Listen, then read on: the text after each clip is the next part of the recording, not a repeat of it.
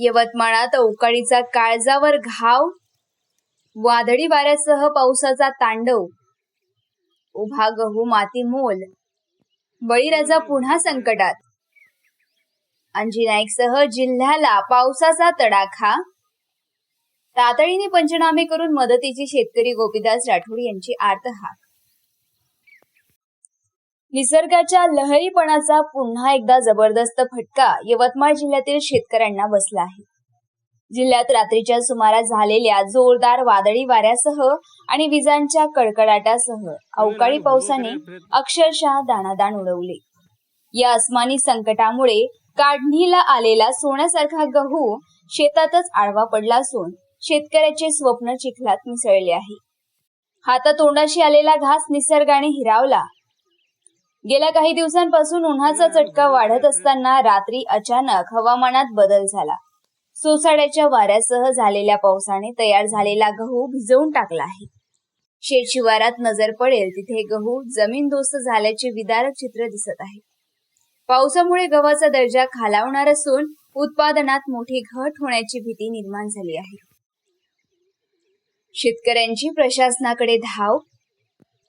वर्षभर कष्ट करून पीक हाती घेण्याची वेळ आली असताना निसर्गाने घात केलाय. आता सावकाराचे कर्ज कसे फेडायचे असा सवाल अंजी नाईक येथील शेतकरी गोपीदास राठोड यांनी व्यक्त केला आहे. अनेक ठिकाणी शेतातील पिकं पावसाच्या पाण्याने सडली असून शेतकऱ्यांचे कंबरडे मोडले आहे. या नैसर्गिक आपत्तीमुळे हतबल झालेल्या शेतकऱ्यांनी आता सरकारकडे आशेने पाहिले आहे. महसूल विभागाने कोणतीही दिरंगाई न करता बांधावर जाऊन नुकसानीचे वस्तुनिष्ठ पंचनामे करावे आणि बाधित शेतकऱ्यांना तातडीने आर्थिक मदत जाहीर करावी अशी आग्रही मागणी संपूर्ण जिल्ह्यातून होत आहे. मारेगाव वार्ता सचिन मिश्रा, मारेगाव, यवतमाळ.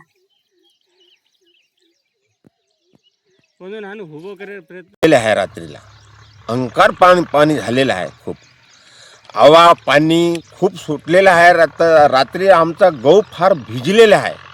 परंतु या सरकारनं आमच्याकडं काहीतरी पाहायला पाहिजे.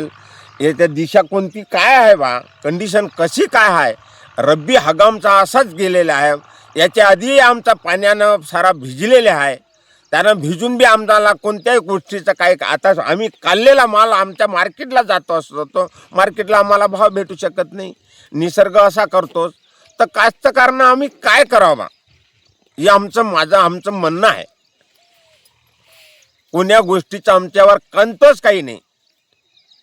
तर आम्हाला तर मोठी समस्या आहे. आमची फार कठीणची समस्या आहे. नाव काय तुमचं? गोपीदास राठोड, अंजी नाईक.